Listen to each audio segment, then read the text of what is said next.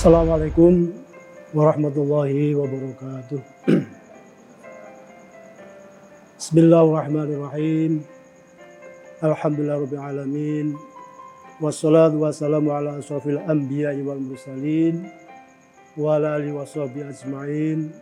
Rabbi shrah li sadri wa yassir li amri wahlul 'uqdatam min lisani yafqahu qawli, amma ba'du.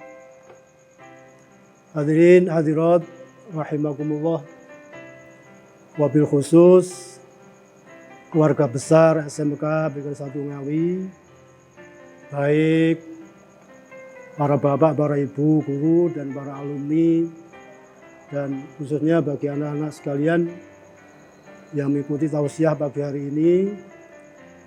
Mari kita bersama-sama memanjatkan puji syukur kepada Allah SWT dengan bacaan hamdalah bersama. Alhamdulillahirabbil alamin. Dan mudah-mudahan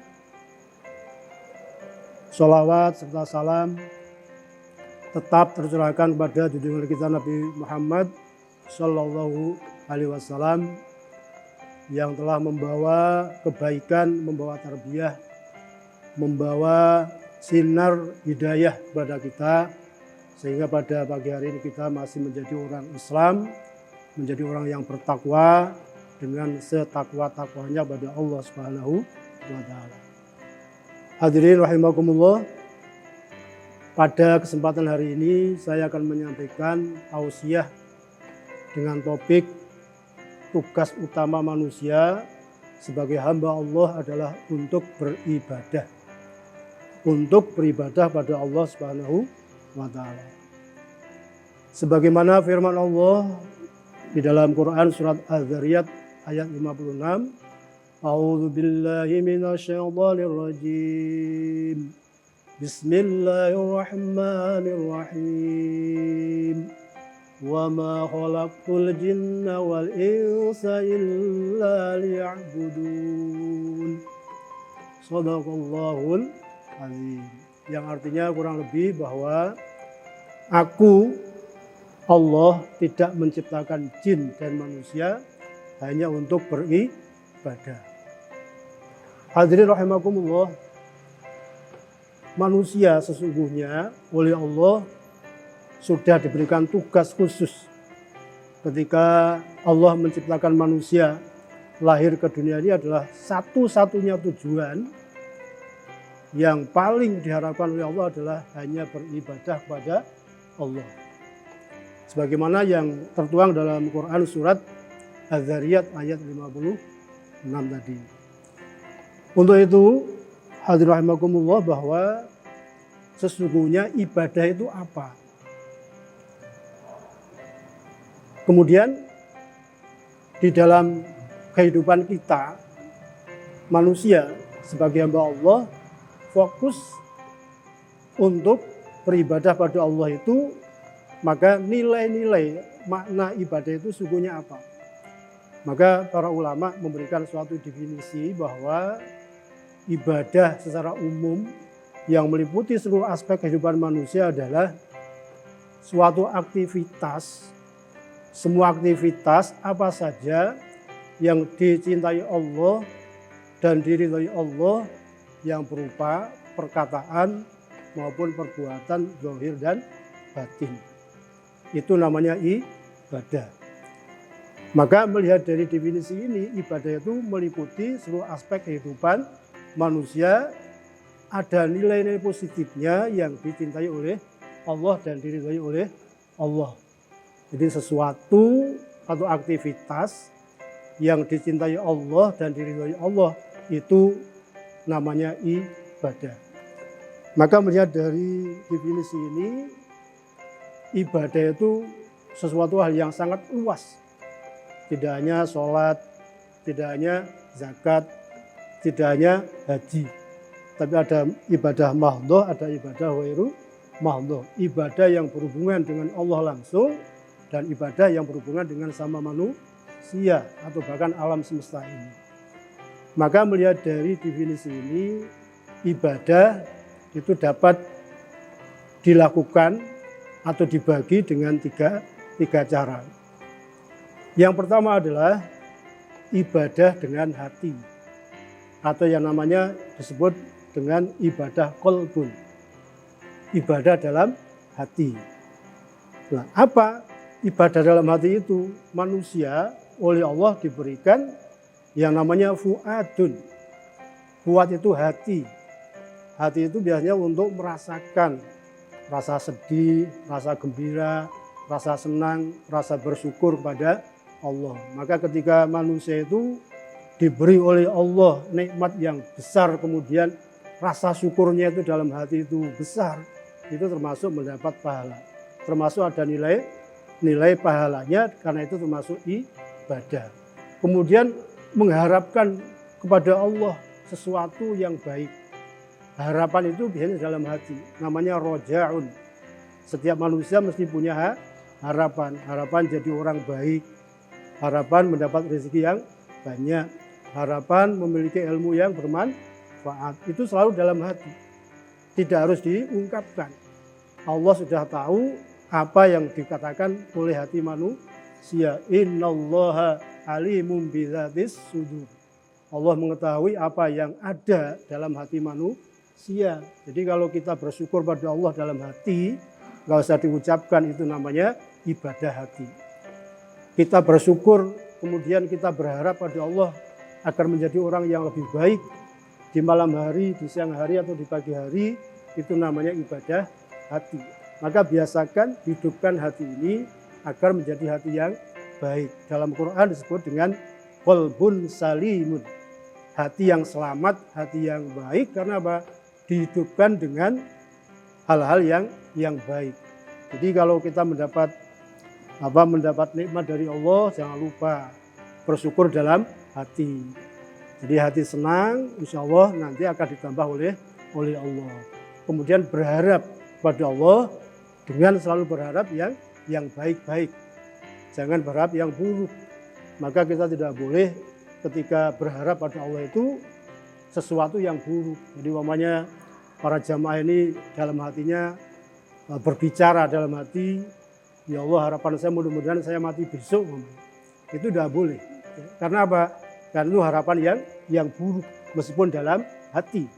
Kemudian ada orang yang selalu ngerasani orang dalam hati. Jadi umpamanya kalian ngerasani bapak ibu gurunya dalam hati.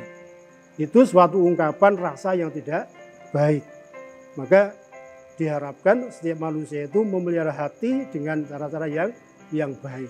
Insya Allah akan menjadi hati yang selamat, disebut dengan qalbun salimun. Itu yang pertama adalah ibadah hati. Yang kedua adalah ibadah lisan. Para hadirin rahimakumullah, lisan ini juga perlu dipelihara. Contoh, ketika kita melihat sesuatu yang indah dengan ucapan Masya Allah. Ketika kita mungkin kesandung, di depan kita ada batu, maka dengan inna lillahi wa inna ilaihi raji'un. Dengan membaca tasbih subhanallah. Jadi lisan ini dibiasakan untuk mengucapkan sesuatu yang baik. Bahkan kata Rasulullah, ucapan lisan yang terbaik itu dengan membaca tasbih. Jadi subhanallah wa bihamdihi subhanallahil azim. Kata Rasul, ucapan tasbih seperti itu ringan diucapkan, tapi nanti ketika kita wafat akan mendapatkan timbangan yang berat. Jadi timbangan ketika ditimbang amal kita oleh Allah itu ternyata akan banyak berat. Karena apa? Sering membaca tasbih subhanallah wa bihamdihi subhanallahil azim. Maka para hadirin sekalian, mari kita biasakan lisan kita untuk bertasbih, untuk berzikir kepada Allah. Jangan sampai lisan itu digunakan ucapan-ucapan yang buruk. Namanya para jamaah mengumpat, apalagi itu memisuh, gitu. Kesandung misuh, namanya. Itu tidak boleh. Nah, sehingga hubungan hati dengan lisan itu sangat erat. Kalau hati bersih, lisan akan juga bersih. Kalau hati ini bersih, ucapannya mesti baik. Baik, apalagi para remaja putri ini biasanya kan lisannya mudah untuk mengucapkan hal-hal yang buruk, umpamanya ngerasani, gitu, ghibah.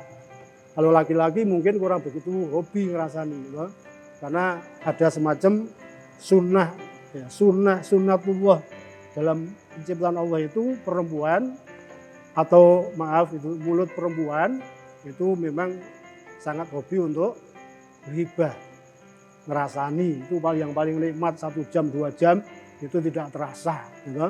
Maka dalam agama dibiasakan lisan itu untuk tidak mengatakan hal-hal yang buruk, untuk membaca tasbih, membaca istighfar, membaca takbir, membaca sholawat Nabi. Maka insya Allah nanti kalau wafat itu akan bisa gampang mengucapkan kalimat thayyibah, la ilaha illallah Muhammadur Rasulullah. Karena apa? Mudah tidaknya lisan mengucapkan kalimat thayyibah pada waktu meninggal itu terbiasa pada waktu kita masih hidup seperti ini. Jadi kalau kalian atau para jamaah ini umpamanya kebiasaan lisannya itu miso atau mungkin kata-kata buruk, nanti pada waktu mati, pada waktu apa itu naza sakaratul maut itu ya ucapannya ya misuh tadi. Maka kita berharap lisan ini jadikanlah lisan yang baik, ada nilai ibadah. Namanya adalah ibadah lisan. Jadi membaca tasbih, membaca kalimat-kalimat thayyibah, membaca takbir dan lain sebagainya. Kemudian ibadah yang ketiga adalah yang disebut dengan ibadah badan. Jadi badan. Jadi badan ini ibadah yang mungkin bagi kita yang paling gampang ketika kita berteori tapi sulit untuk melakukan. Ya. Ini contoh yang namanya ibadah mahdhah badan. Ini namanya sholat 5 waktu. Nah, para jamaah ini kira-kira sholatnya sudah bagus atau belum? Maka dibiasakan sholat 5 waktu. Kalau sudah sholat 5 waktu ditambah dengan sholat sunnahnya.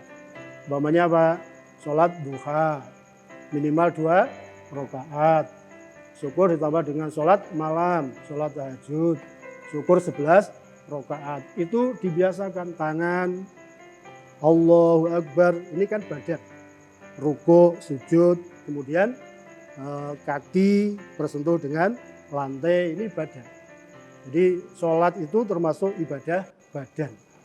Terus apalagi puasa, apalagi haji, apalagi zakat dan sebagainya. Itu yang sifatnya ibadah mahdhah. Tapi ada lagi ibadah yang termasuk barangkali sering kita lakukan, tapi sering-sering kita itu lupa niat. Salah satu contoh, umpamanya para pelajar ini niat untuk bersekolah, mencari ilmu. Agar menjadi nilai pahala itu bagaimana? Maka niat bismillahirrahmanirrahim thalabul ilmi. Niat saya dari rumah untuk mencari ilmu di desa ini. Jangan lupa, kalau yang rumahnya Ngerambe sana atau sini yang jauh, itu Allah akan menghitung langkah-langkahnya. Bayangkan kalau Anda menghitung dari Ngerambe sampai Ngawi itu kira-kira berapa ribu langkah. Kalau jalan kaki, kira-kira 1000 langkah, maka sudah berapa pahala itu? Sudah 1000 pahala. Sampai di sini mendengarkan apa kata-kata guru dan sebagainya. Kemudian nanti kalau pulang jalan kaki lagi, sudah dihitung berarti 2000 pahala. Itu kalau jalan kaki. Nah sekarang bagaimana yang bersepeda motor? Yang dihitung apanya? Dan itu adalah putaran rodanya. Jadi rodanya mulai dari awal sampai akhir oleh Allah dihitung. Tapi jangan lupa membaca bismillahirrahmanirrahim, niat untuk menuntut ilmu, itu pahala. Pahala, karena apa? Ibadah. Karena apa? Ilmu, menuntut ilmu adalah masuk kewajiban. Thalabul ilmi faridatun ala kulli muslimin wal muslimatin. Bahwa menuntut ilmu itu bagi laki-laki, muslim dan muslimat itu wajib. Maka ketika kita menuntut ilmu, itu ada nilai pahalanya. Ini termasuk pahala ibadah yang berhubungan dengan badan. Ya, kemudian bagaimana kalau seandainya seorang pelajar itu tiba-tiba wafat atau mati sedang mencari ilmu. Jadi umpamanya sedang mendengarkan Bapak Ibu guru ceramah, tiba-tiba gedungnya runtuh, mati semuanya, kecuali Pak gurunya yang lari namanya. Ya. Itu semuanya insya Allah akan masuk pada kategori mati syahid. Alhamdulillah. Jadi meskipun tidak berharap, tapi kalau matinya mati syahid. Karena apa? Karena niatnya adalah untuk mencari ilmu dan ada nilai ibadah. Nah, contoh yang lain, yang paling gampang, karena ibadah itu luas tadi. Seorang bapak, seorang suami yang mencari nafkah, mencangkul di sawah sampai dari pagi sampai sore, ya, dan beliau hanya istirahat waktu sholat zuhur. Kemudian keringatnya itu bertetesan. Maka ketika beliau ini ikhlas demi memberi nafkah anak dan istri, maka beliau mendapat pahala yang sangat besar. Maka memberi nafkah kepada keluarga hukumnya wajib, dan ketika beliau itu benar-benar mencari nafkah, maka dia mendapat pahala dari Allah. Maka ibadah yang kaitannya dengan badan ini memang luas sekali, tidak hanya berupa sholat, tidak berupa zakat, haji dan sebagainya, tapi aktivitas yang baik, yang manfaat, yang oleh Allah itu dicintai dan mendapat ridho, itu termasuk ibadah. Paham ya? Termasuk ibadah. Maka jangan lupa para pelajar, kalau dari rumah niat belajar itu, niat sekolah, seperti pada pagi hari ini, itu berniat minimal membaca Bismillahirrahmanirrahim. Doanya bagaimana kalau akan bepergian itu? Bismillahi tawakkaltu alallahi la haula wala quwata illa billah. Insyaallah ilmu para pelajar ini akan bermanfaat. Jadi nanti masuknya ilmu itu gampang.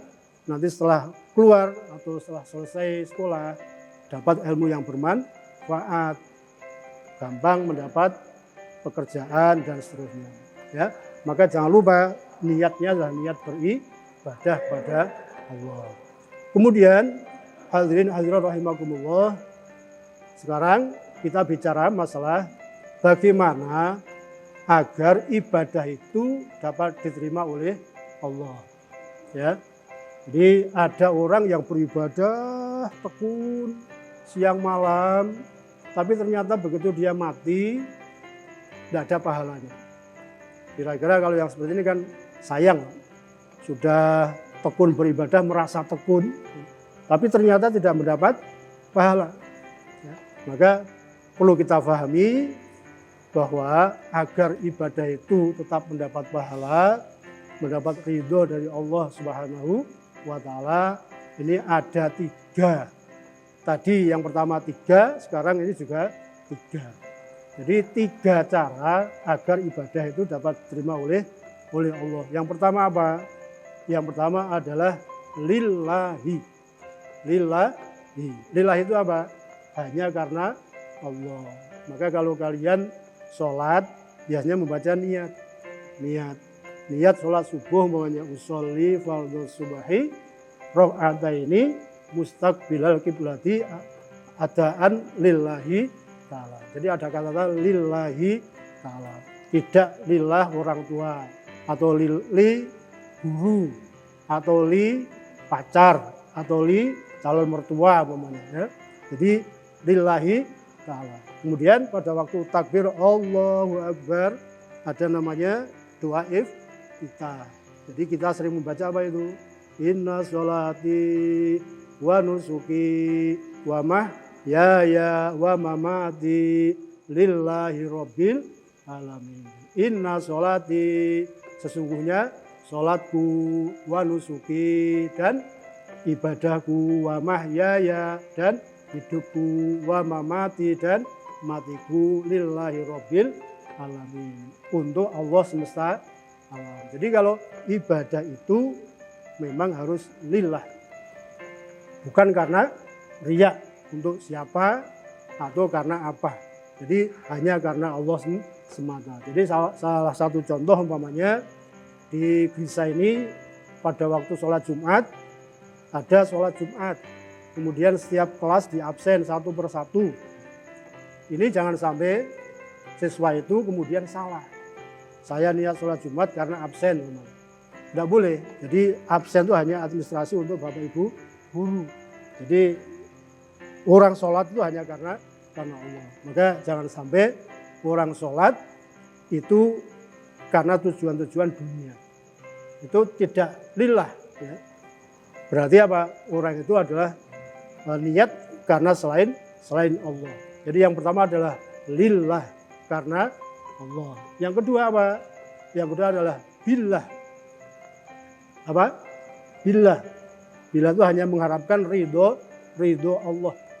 Mengharapkan ridho Allah. Maka dalam surat Fatihah di sana disebutkan iyyaka na'budu wa iyyaka nasta'in. Sudah hafal semua itu ayat ya? Iyyaka na'budu wa iyyaka nasta'in. Iyyaka, kepadamulah, na'budu, kami menyembah.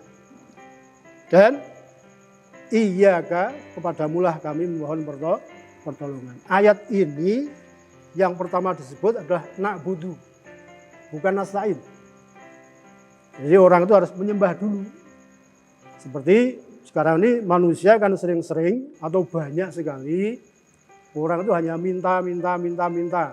Ya Allah, berikan saya rezeki yang banyak, uang yang banyak, istri yang cantik, suami yang ganteng, tapi dia tidak sholat. Kira-kira gimana? Allah mengatakan apa? Kira-kira ngomong tok aja gitu. Ya. Sholat dulu, baru saya beri. Kan itu. Jadi nak butuh dulu. Nah, kalau ada orang umpamanya di dunia ini tidak bekerja tapi minta gaji, apa ya ada? Gaji saya mana? Nah, kapan kamu kerja? Kan tidak bisa. Maka kerja dulu, baru minta gaji. Seperti kalau kita umat Islam ini ya menyembah dulu. Maka iyyaka na'budu wa iyyaka nasta'in. Bahkan Allah menjamin barang siapa yang imannya bagus, takwanya bagus, akan dijamin rezekinya oleh Allah lancar selancar-lancarnya. Dan akan diberi sesuatu yang sulit menjadi mudah. Yang menjadi mudah. Dan ini yang biasanya orang sering tidak paham. Jadi menuntut saja, ya Allah kenapa hidupmu seperti ini, susah terus, menderita terus, mengapa. Tapi bagaimana kamu, apa ya sholat, apa ya berdoa, tidak. Maka mulai sekarang harus dibalik, sholat dulu yang baik. Nanti Allah akan memberi apa yang kamu minta, bahkan yang tidak diminta pun akan diberi. Jadi dalam agama, orang yang menekuni agama dengan baik, itu dunia akan ikut.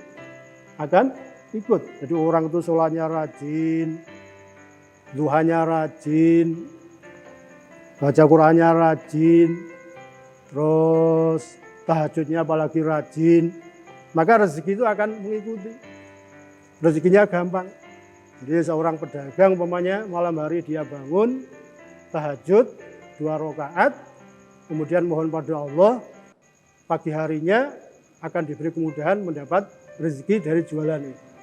Jadi barang siapa yang menekuni akhirat, maka dunia akan ikut. Tapi orang yang menekuni dunia saja, akhirat tidak akan ikut. Paham ya? Jadi orang yang tekun akhirat, dunia itu melu.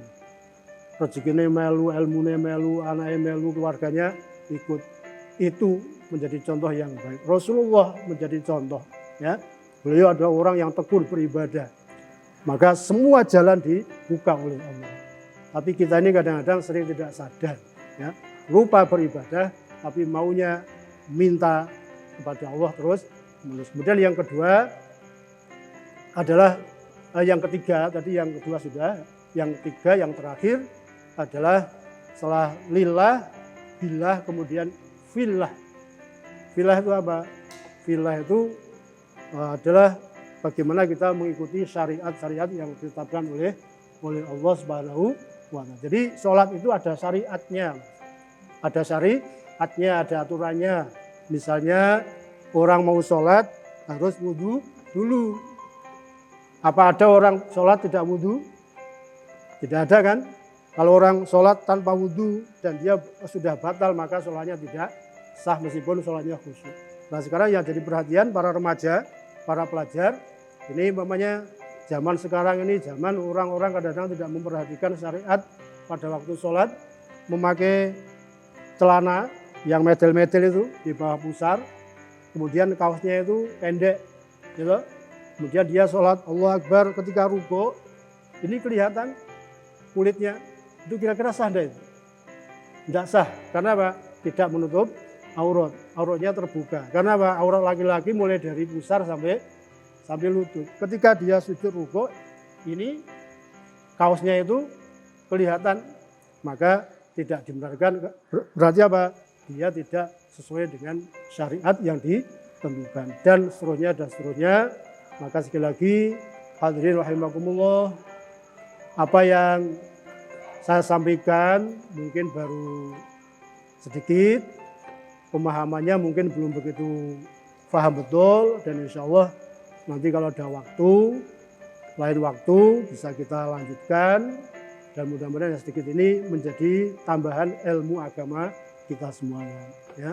Jadi bisa kita simpulkan bahwa ibadah itu agar nanti diterima oleh Allah, maka yang pertama adalah apa tadi? Yang pertama lillah, yang kedua billah, yang kedua adalah fillah. Ya, ini penting agar ibadah kita benar-benar sempurna diterima oleh Allah Subhanahu wa taala. Mungkin itu hadirin rahimakumullah pada kesempatan hari ini. Perjumpaan kita lewat tausiah singkat ini mudah-mudahan bermanfaat untuk kita khususnya dan umumnya untuk keluarga besar di SMK Negeri 1 Ngawi ini, sekali lagi bisa memberikan nilai-nilai positif bagi kita semuanya. Allahumma amin. Bila ada kehilafan mohon maaf, dan sekali lagi apa yang saya sampaikan sekali lagi ini bisa diamalkan dalam kehidupan sehari-hari. Allahumma amin. Wallahul muwaffiq ila aqwamit thoriq. Assalamualaikum warahmatullahi wabarakatuh.